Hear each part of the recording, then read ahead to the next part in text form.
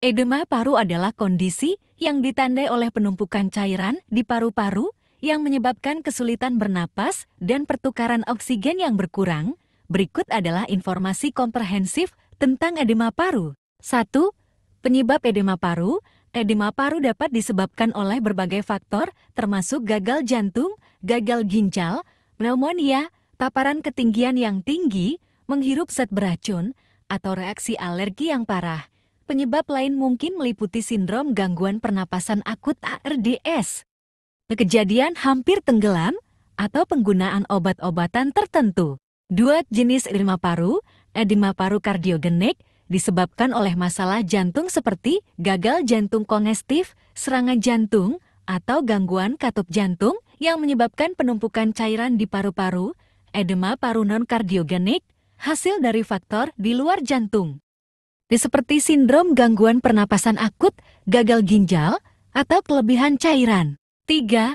Gejala edema paru.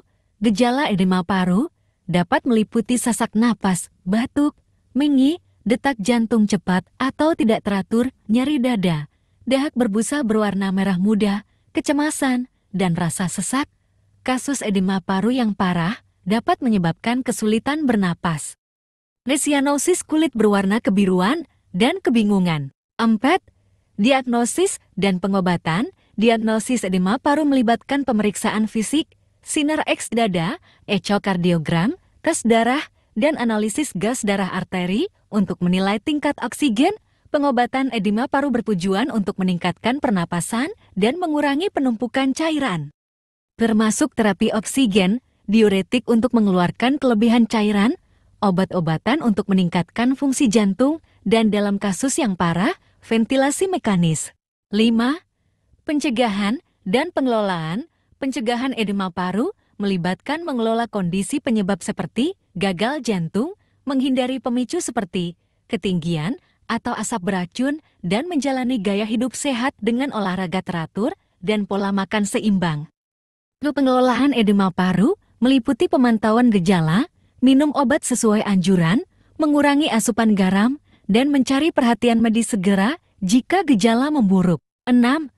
Prognosis edema paru.